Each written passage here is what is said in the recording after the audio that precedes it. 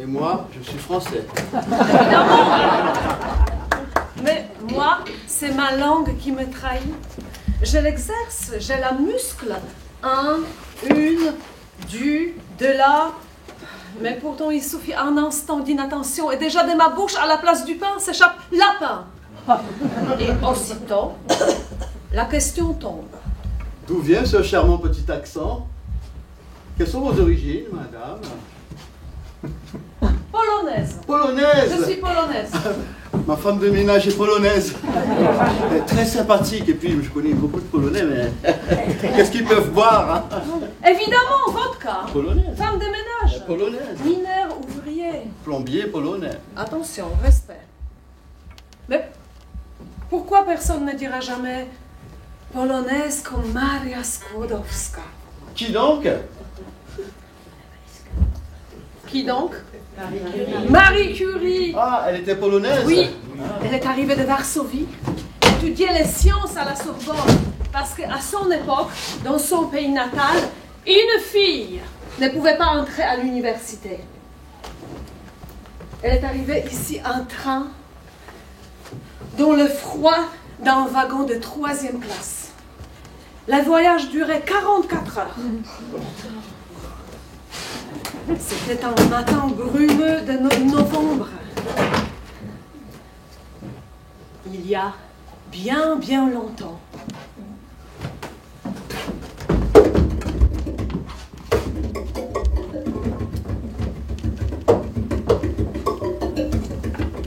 Paris, gare du Nord.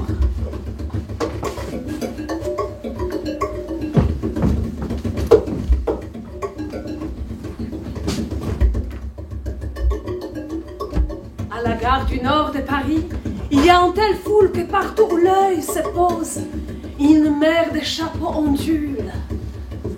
Les chapeaux mêlants de messieurs se balancent. Les larges bords en panache de dames frémissent. C'est la belle époque. Attention, attention! Le train transcontinental en provenance de Moscou, Varsovie et Berlin entre en gare, voie 1. Les vagues de chapeaux se gonflent d'une vague d'excitation. Un sifflement, un crissement de roues contre le métal et un train haletant s'arrête dans un nuage de vapeur.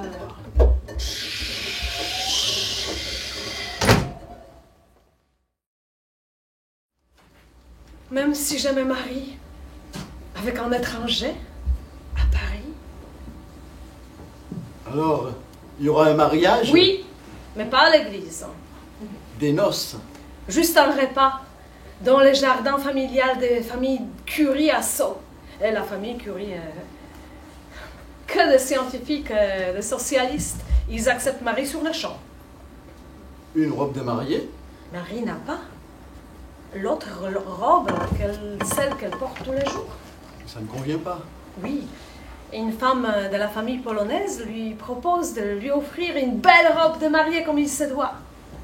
Marie accepte, à condition qu'elle soit sombre et pratique, pour pouvoir la mettre ensuite Au laboratoire. au laboratoire.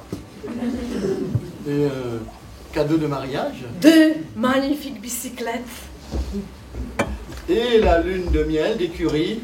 un tour à vélo dans les villages d'Île-de-France. Oh, si vous pouviez les voir. Marie a 27 ans, Pierre 35.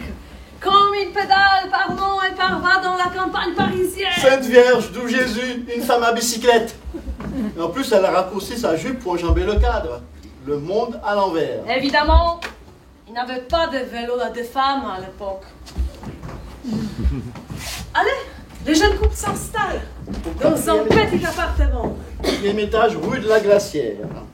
À l'intérieur, un minimalisme parfait. Marie ne peut pas perdre le temps. À faire le ménage. C'est pourquoi Les murs sont vides. fauteuil, canapé. Pas besoin. Dans le salon, Il y a juste une table et 2 chaises. sous la table, Un bouquet de fleurs.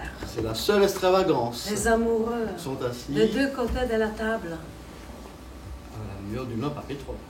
plongés chacun dans sa lecture, Et de temps en temps, il lève les yeux se regardent Respire ensemble. Mais il faut manger.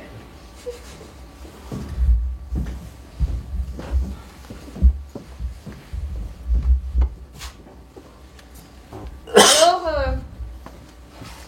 comment tu as trouvé mes pierogi? Le pierogi, vous connaissez pierogi? Les raviolis polonais, farcis de choucroute avec des cèpes. Beaucoup de travail. Alors, c'était bon, les pierogi? À partir de maintenant, elle ne fera que 2 plats simples en alternance. Poule au pot et pot au feu.